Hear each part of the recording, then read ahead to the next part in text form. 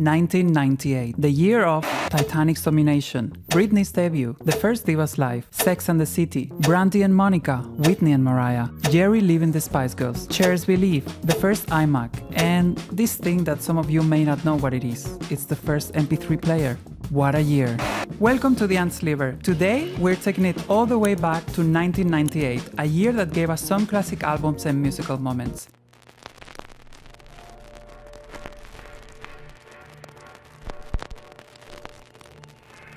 This was the first year that I had MTV at home and I was completely hooked on it. I would spend as much time as possible watching MTV and being from Spain, learning English while at it. I especially remember staying up all night to watch the VMAs. And one artist that won big that night was Madonna, who had a huge comeback with her album Ray of Light. This is the album that turned me into a Madonna fan, and I still have very vivid memories of the radio premiere of Frozen. I was completely mesmerized by that song and video, which was directed by the incredibly talented Chris Cunningham. Another extremely successful album from that year was Lauryn Hill's debut album, The Miseducation of Lauryn Hill. This is an album that I only listened to in full in early 1999, but it eventually became one of my all-time favorite albums. Also turning 25 this year, this Alanis Morissette album. I'm not gonna say the name, because it doesn't make sense to my Spanish brain. Supposed former Infatuation Junkie.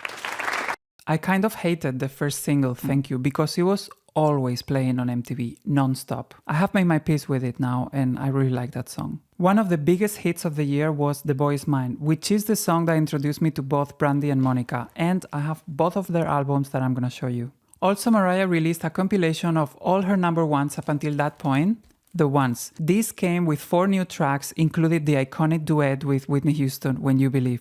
Whitney herself actually released her album My Love Is Your Love in 1998. This is my most wanted record for a very long time. I don't have it, but I will because the reissue is coming very soon. I will show it in another video once I get it. And finally, an album that is very dear to me, Gloria Estefan's Gloria. This is an album that was huge in Spain. It was inescapable, so for me it's inextricably connected to that year.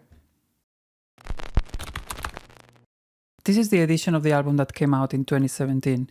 It has very simple packaging with a single sleeve housing both records. Out of all versions on vinyl, only the Japanese edition comes in a gatefold. The print quality on this one is really good and the inner sleeves are printed in thick paper and including lyrics. The tone of blue is gorgeous and goes really well with the colors of the album.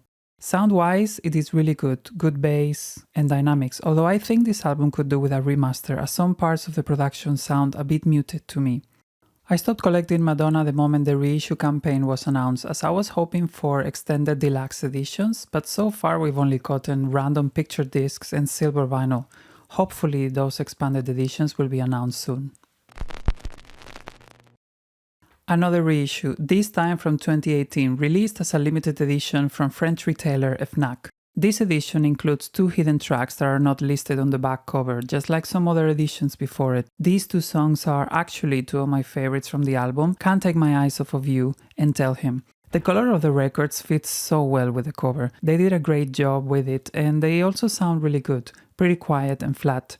The only downside is that this doesn't include any printed inner sleeves as the original pressing did. I'm happy with this copy, but I would be happy to see a deluxe box set in the future. This is also a reissue from 2014. Music on Vinyl re-released it in silver and black editions. It comes with a gatefold including all the lyrics, although I have to say they are a bit difficult to read as the font is so small. This is the black edition and it sounds decent, but as with many records there are some issues with inner groove and sibilance distortion. This version of Mariah's number ones was released this year in Japan, and it comes with an obby strip. This release is almost identical to the Record Store Day version from 2022. It comes with a US tracklist of the album, excluding once again Mariah's version of Do You Know Where You're Going To. This time it's been released in clear vinyl and the sound is really good. It sounds exactly the same as the RSD edition from the year before and it corrected some minor issues from the original pressings. I have done some Mariah comparison videos on my Instagram these past few years and I plan on doing that on my channel in the future as well. This Japanese edition also comes with a black and white booklet that doesn't include any photos, but it comes with lyrics. A lovely addition in my opinion. If this gets reissued again, I really hope that they take the European version as a template, as it includes that extra track and I still don't have it in my collection. I think this is probably my favorite album of 1998. I'm always debating myself whether I prefer this over Full Moon, but Brandy always delivers nevertheless. It is also quite special to me because I got it as a CD on my birthday and there was nothing more that I wanted in the world than this album. This edition came out this year and it's the same as the original pressing with no gatefold and a very simple, cheap looking double-sided print. The discs are clear and the sound is pretty good, a little bit quieter than the original pressing from what I remember, but definitely worth it if you enjoy it.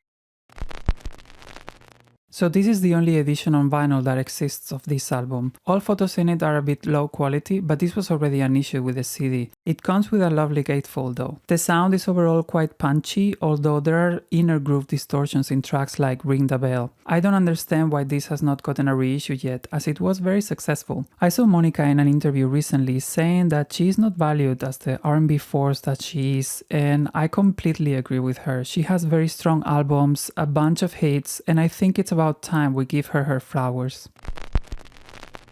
And finally, we have Gloria. The cover I'm used to the most is actually the photo that comes in the back cover. Both the CD and cassette that I have come with that cover. This is the US edition from 1998 and it not only comes with a different cover, but it also omits all the Spanish versions like Corazón Prohibido, Cuba Libre or Oye. The inner sleeve is pretty simple, very budget friendly being black and white, but it comes with lyrics. What is really cool though is that the record is a lovely shade of blue. It also sounds really good and it's one of my go-to albums when I'm in a good mood. There is currently a reissue campaign of Gloria's albums, so I'm fully expecting this to be reissued in the next couple of years.